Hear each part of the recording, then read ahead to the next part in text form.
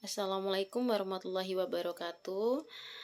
Perkenalkan, nama saya Trigusti Margianti. Saya dari kelas Jusa Konversi 2023. Di sini saya akan memenuhi tugas dari formulasi dan teknologi sediaan steril, yaitu membahas tentang rangkuman materi pembuatan produk steril.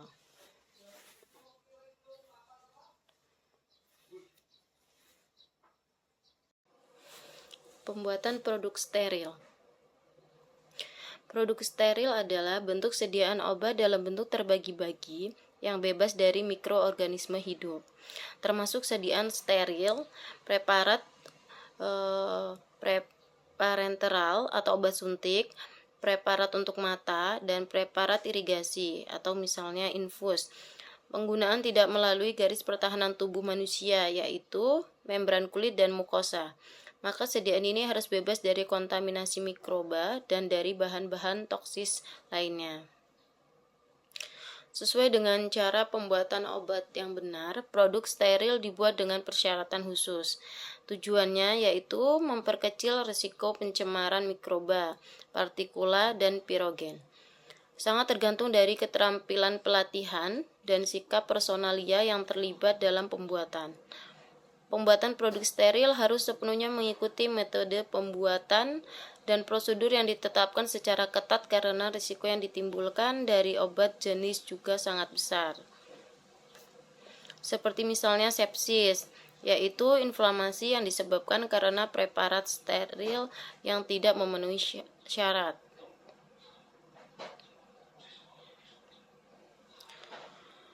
Proses pembuatan produk steril. Secara garis besar, proses pembuatan produk steril dibagi menjadi dua kategori, yaitu yang pertama, produk disterilkan dalam wadah akhir atau sterilisasi akhir. Yang kedua, produk diproses secara aseptis pada sebagian atau semua tahap. Jaminan terbesar yaitu sterilisasi akhir. Jaminan aseptis processing yaitu media fill.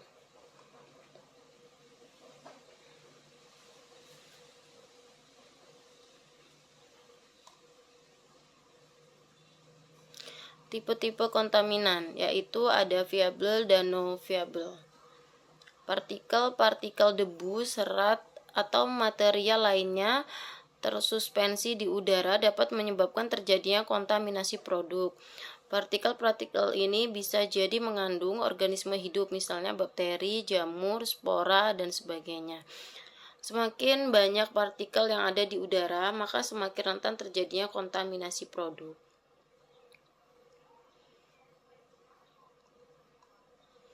Sumber-sumber kontaminasi itu ada 3, ada dari lingkungan atau udara, ada dari personel, ada dari mesin atau peralatan. Yang pertama yang kita bahas yaitu udara atau lingkungan. Udara merupakan sumber kontaminan utama dalam proses pembuatan obat, sehingga di dalam cara pembuatan obat yang benar atau CPOB diatur adanya syarat ruangan. Kualitas produk sangat dipengaruhi oleh kualitas udara yang ada. Persyaratan HVAC dalam proses pembuatan obat diatur sangat ketat dalam CPOB. Yang kedua yaitu manusia atau personel. Terdapat lebih dari 200 jenis spesies bakteri yang berbeda yang ditemukan yang berhubungan dengan manusia. Bakteri-bakteri tersebut ditemukan di usus halus, mata, hidung, mulut, rambut, dan kulit. Kulit manusia dapat mengandung 1000 mikroba.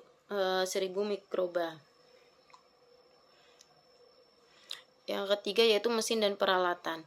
Meskipun terlihat sangat halus, permukaan mesin atau peralatan dapat menjadi gudang bakteri.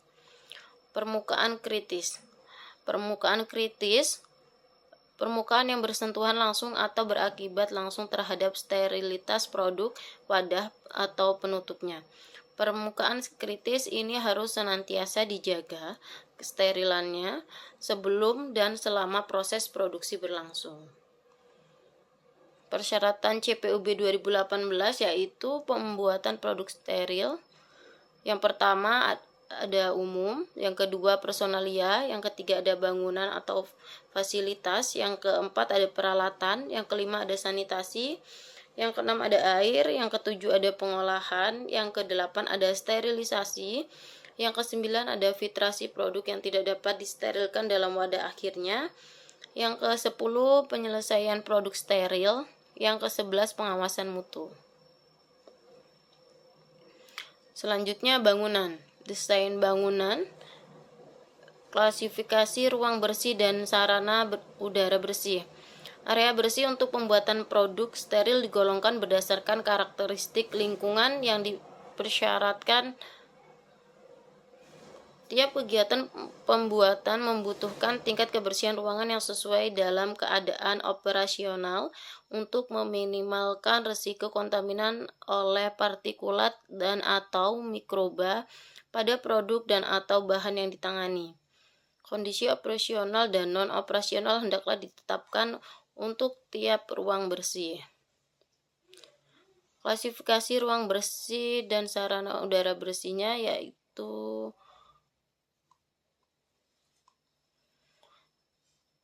keadaan operasional adalah kondisi di mana fasilitas telah terpasang dan beroperasi, lengkap dengan peralatan produksi tetapi tidak ada personel. Kondisi operasional adalah kondisi di mana fasilitas dalam keadaan berjalan sesuai modus pengoperasian yang ditetapkan dengan sejumlah tertentu personel yang sedang bekerja. Pada pembuatan produk steril dibedakan 4 kelas kebersihan. Kelas A yaitu yang pertama zona untuk kegiatan yang berisiko tinggi, misal zona pengisian wadah tertutup karet, ampul, dan vial terbuka, penyambungan secara aseptis.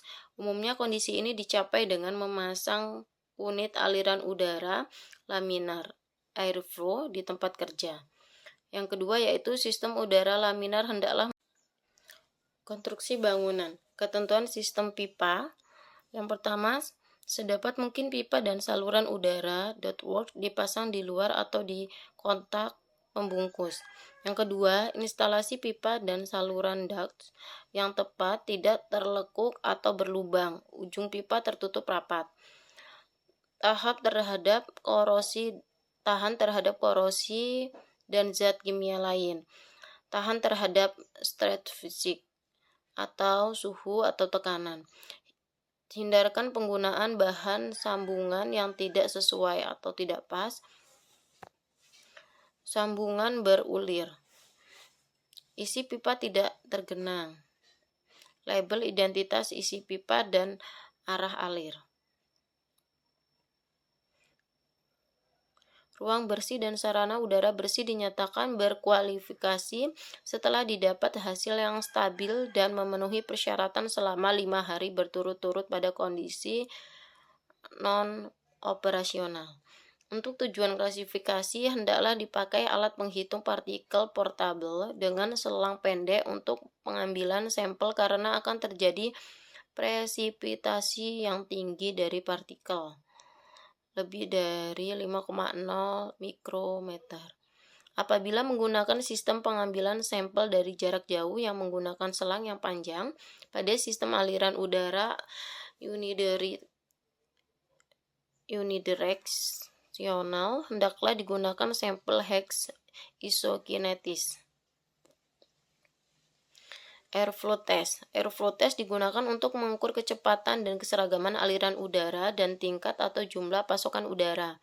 Pengukuran distribusi kecepatan aliran udara ini diperlukan dalam ruang aliran udara searah dan jumlah pasokan udara untuk non-LAV. Laju atau kecepatan aliran udara pasokan atau volume udara yang disuplai ke instalasi bersih per unit waktu juga dapat digunakan untuk menentukan air check. Laju atau kecepatan aliran udara diukur di hilir filter akhir atau di saluran pasokan udara. Kedua metode ini mengandalkan pengukuran kecepatan udara yang melewati area yang diketahui. Pemantauan ruang bersih dan sarana udara bersih. Ruang bersih dan sarana udara bersih harus dipantau secara rutin pada saat kegiatan berlangsung. Penentuan lokasi pengambilan sampel berdasarkan studi analisis risiko yang dilakukan secara formal dan dari data yang diperoleh selama penentuan klasifikasi ruang dan atau sarana udara bersih. Untuk zona kelas A, pemantauan partikel hendaklah dilakukan selama proses kritis berlangsung, termasuk perakitan alat, kecuali bila dijustifikasi bahwa kontaminasi yang terjadi dalam proses dapat merusak alat penghitung partikel atau menimbulkan bahaya, misal organisme hidup dan bahan berbahaya radiologis. Frekuensi pengambilan sampel dan ukuran sampel dalam pemantauan zona kelas A hendaklah ditetapkan sedemikian rupa sehingga dapat diintervensi terjadi yang bersifat sementara dan kegagalan sistem apapun dapat terdeteksi dan memicu alarm bila batas waspada terlampaui.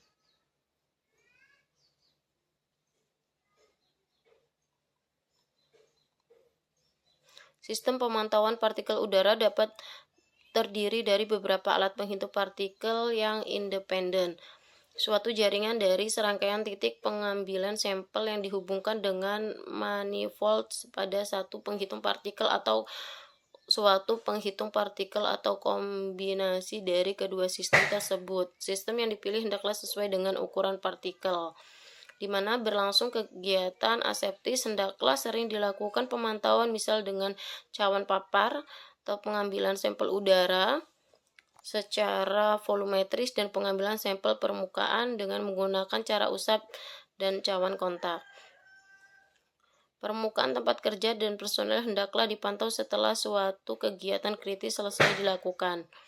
Pemantauan tambahan secara mikrobiologis juga dibutuhkan di luar kegiatan produksi, misal setelah validasi sistem, pembersih, dan sanitasi. Ruang ganti pakaian, yaitu sistem tata udara disesuaikan dengan kelas kebersihan, dialiri udara bersaring secara efektif, didesain sebagai airlock, sistem interlock untuk pintu masuk atau keluar, sistem peringatan atau alarm visual dan atau audio. Rekomendasi yaitu ruangan terpisah untuk jalur masuk dan jalur keluar ruang bersih. Tersedia fasilitas pembersih dan sanitasi tangan. Untuk personil, yaitu hanya personil dalam jumlah terbatas yang dapat diperlukan boleh berada di area bersih. Hal ini penting khususnya pada proses aseptis. Inspeksi dan pengawasan dilaksanakan sedapat mungkin dari luar area bersih. Personil yang bekerja di area bersih dan steril dipilih secara seksama untuk memastikan bahwa mereka dapat diandalkan untuk bekerja dengan penuh disiplin dan tidak mengidap suatu penyakit atau dalam kondisi sehat yang dapat menimbulkan bahaya pencemaran mikrobiologis terhadap produk.